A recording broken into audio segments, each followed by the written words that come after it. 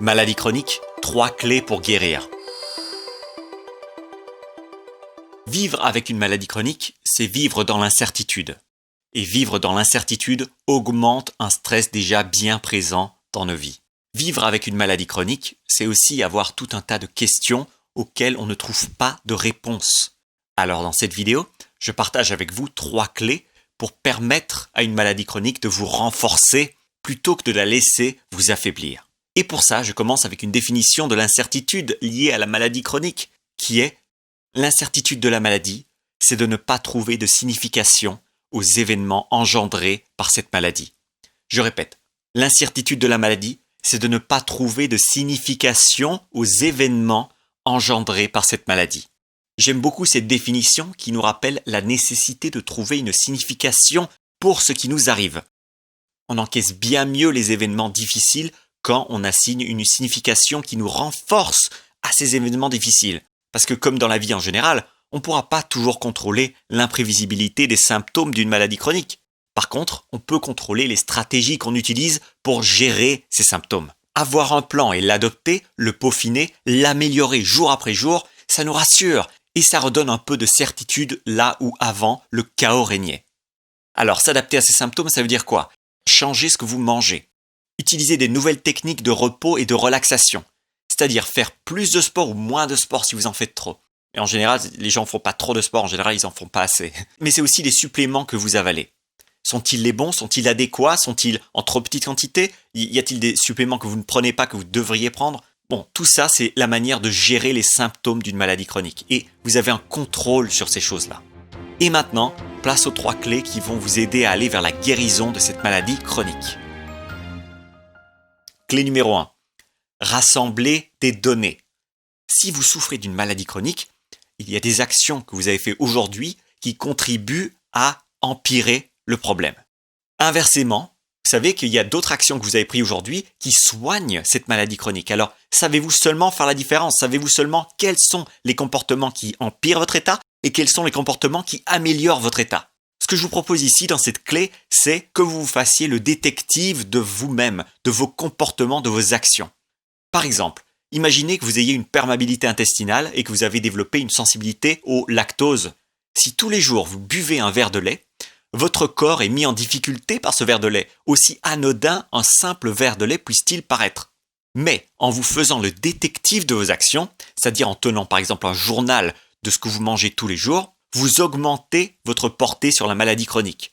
Donc plus vous aurez de données, plus vous pourrez vous adapter efficacement à la maladie. Quand j'ai découvert que passer du temps à l'air pur en forêt guérissait presque instantanément mes problèmes de stress, j'ai pu créer une routine qui incluait du temps passé en forêt chaque jour.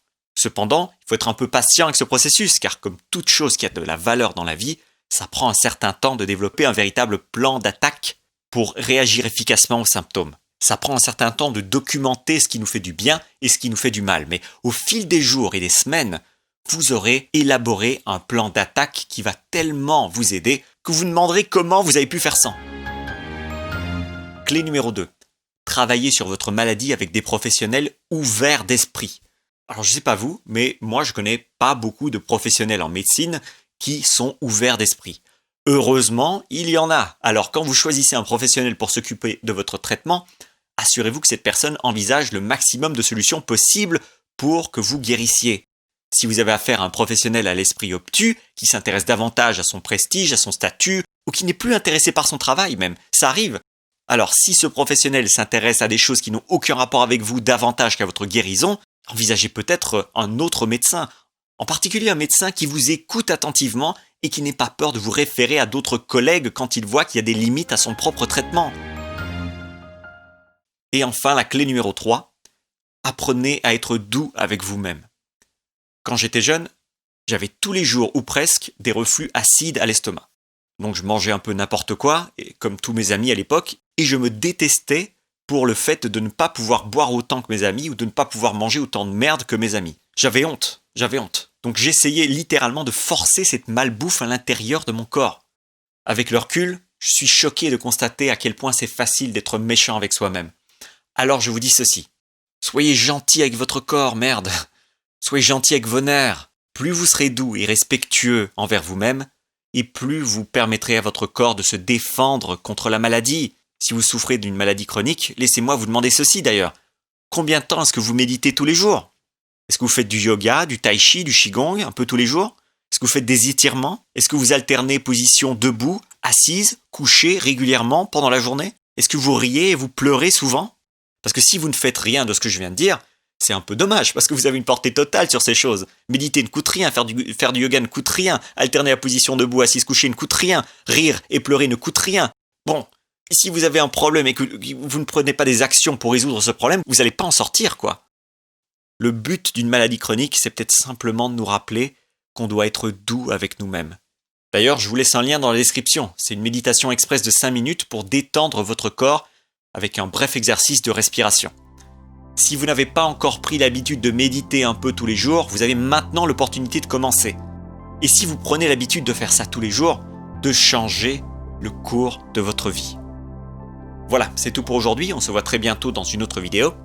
Prenez soin de votre cerveau s'il vous plaît, parce que votre cerveau prendra ensuite soin de vous. C'était Thierry Markovitch.